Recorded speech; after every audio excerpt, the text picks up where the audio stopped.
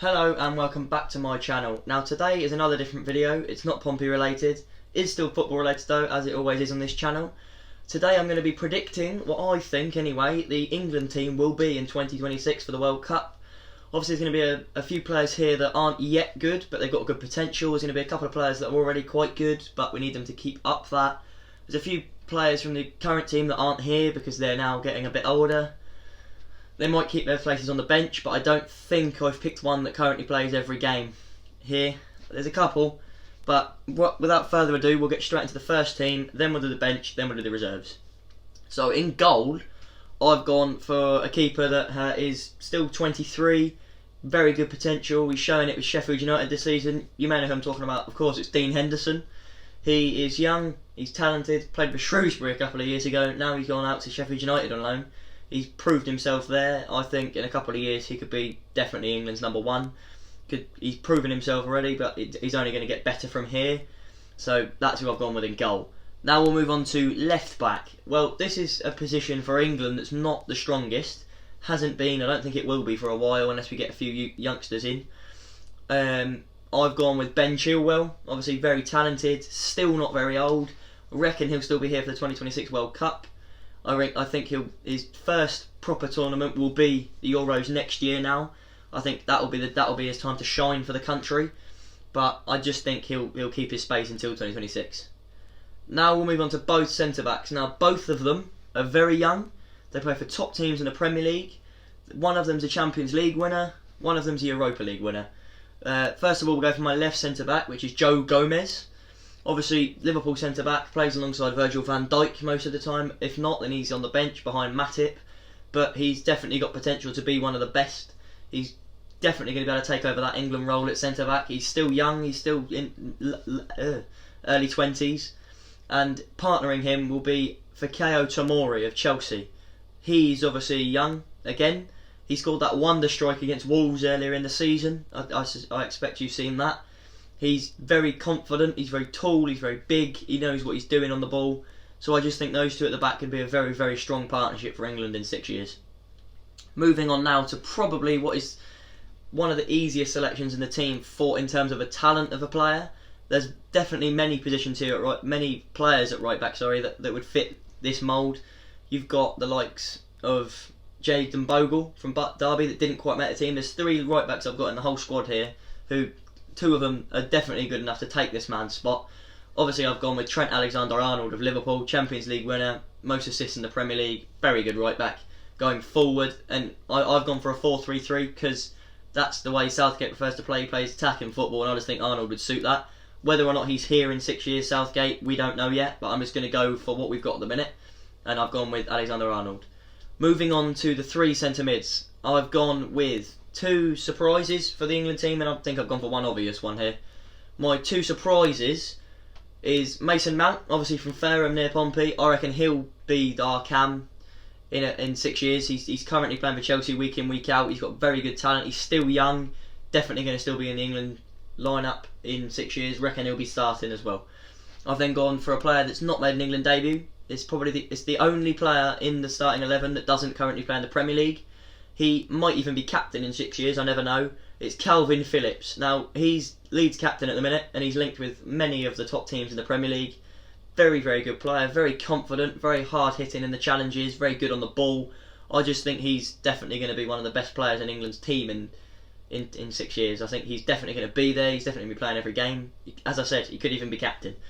Now I've gone with one here on the right side of the centre mids. I think he will definitely be here. I don't know whether he'll be injured if there's another centre mid that's younger that could take his space. He's not yet proved himself as England, but he's definitely proved himself in the Premier League. James Madison I've gone for. He's a very, very talented player. He knows what he's doing on the ball. He's very good at set pieces, which proved very key in the 2018 World Cup as it was shown. Many goals came from set pieces. James Madison's class at them. He knows what he's doing. He can score them. He can cross them in. Just think, I think he'll be there. Now we're moving on to our front 3. Now, 2 of these front 3 are probably certainties for everyone, and the striker is kind of hard to pick. There's obviously there's only a couple that you could really pick, but I'll start off with another one of the easiest choices in the squad in 6 years, right wing, Jalen Sancho. I don't think anyone can argue that. I mean, Sterling could still be in the squad in 6 years, but I don't think he'll be able to push Jalen Sancho out of that spot. I think Jalen Sancho will be in the England right wing spot from now.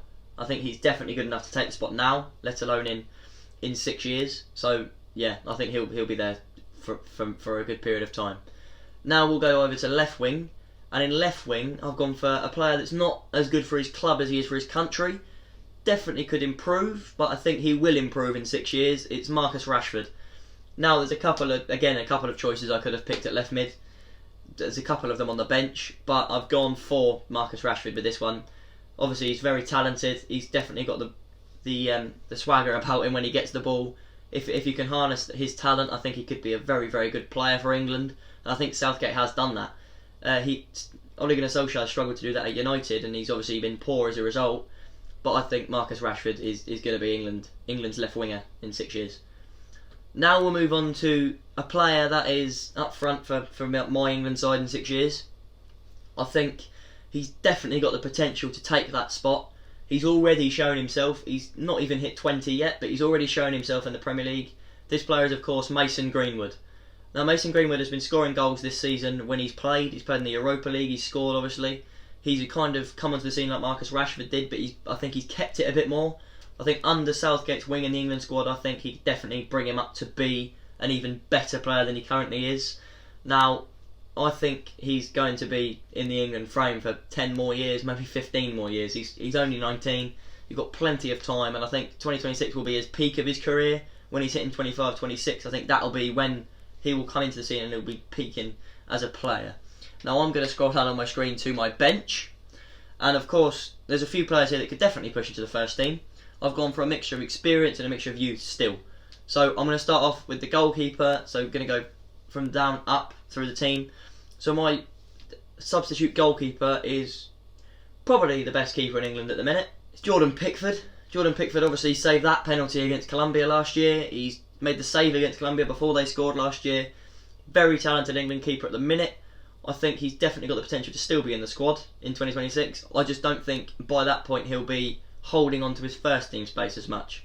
He's definitely the best keeper in England at the minute, playing for England. So I think he'll be a good addition to have some experience in the squad. Now moving on, this is one of the 3 right backs that I've picked in the squad. I've gone for Aaron Wan-Bissaka. Now Aaron Wan-Bissaka is undoubtedly one of the best in the league in England, playing for England. He is very, very good defensively. However, he's not as good going forward. That's why Alexander-Arnold kind of edges it. But if you wanted a defensive right back, you wanted to play really defensive, Wan-Bissaka would probably be your man. But I'm going obviously on how Southgate plays. He plays attacking football, and I just think Alexander-Arnold's better for that. But Wan-Bissaka, very quick, very strong, very good in the tackle. Now moving on to another experienced player like Pickford, I've gone for Harry Maguire on the bench.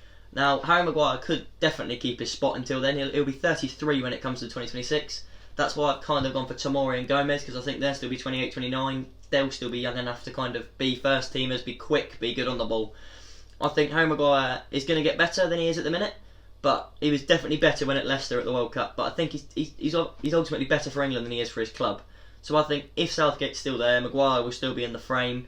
At the minute he's captain for United, so he'll be a very good player to have in the dressing room to help the youngsters, to help them know what to do when they're in the England frame.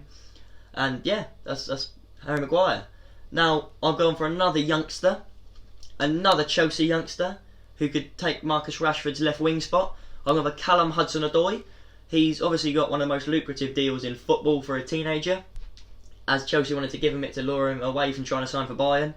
So yeah, that says it all really. How much Chelsea wanted to keep him, it says how much of a good player he is. He may not be in the England team yet, but he will be in 6 years. I just think he'll be one of the first teamers on the bench, if not in the first team instead of Rashford. Moving on to my only centre mid on the bench, which I've only just realised. And this player doesn't get much experience in his first team at the minute, in his club, which has nearly pushed him out some of the time. But I think if he gets a move, or if he gets put into the first team, he'll become one of the best players in England. This is of course Phil Foden. He's a player that has shown in his youth how good he is. He's got experience of winning titles, obviously with City. He's won the Premier League, he's won the FA Cup, won the Carabao Cup, all of that last season. He knows exactly what he's doing at the club. I think he's just going to be the standout player at the 2026 after his performance at the Under-17 World Cup as well, when he got the golden ball, which is just amazing. Now we've gone for 2 strikers on the subs bench, one of them experienced, one of them young. The first one, the youngster, is Tammy Abraham, obviously scoring goals at Chelsea at the minute. I think he's the top scorer in the Premier League, if not he's 2nd or 3rd. I just think 2026, when it comes, he's going to be one of the best players in the England squad. Especially, he's going to know how to score goals, he's going to have a bit of experience on his side as well, still going to have age on his side, and I think he'll get into the England squad in the next couple of years, if not when all of this coronavirus era. I reckon he'll come in then. But yeah, I reckon he could make the Euros next year, let alone 2026. Now moving on to the experienced one, I think anyone and his dog could guess who this is going to be. Obviously it's going to be Harry Kane. I think he's not going to start because he's going to have lost his pace, he's going to have lost his stamina, but I think as good as Harry Kane is, I reckon he'll still be in the squad, scoring goals, possibly even by then England's top scorer ever. I think he will overtake Wayne Rooney at some point. Don't quote me on that, but I think he will. Now we've got 5 reserves who, once again, they're equally as good as the subs. They might even get into the first team by then. I don't know. But the first one's experienced. He's been to a World Cup, scored the winning penalty against Colombia. It's Eric Dyer. He's just everything you'd need to have in a squad. I don't think he'll go there, but of experienced, I think Eric Dyer could possibly make a shout for the first team at the World Cup. I don't know if he'll even make the squad, but this is the one that's more kind of questionable out of all my picks. I think everyone else has definitely got a chance. Dyer's a 50-50 for me. But I think if you want experience at a World Cup, you want people like Dyer, Maguire and Kane. They all went through that run and they did it together. And I think Dyer, as a central midfielder, will help players like Foden and Mount come through into their element.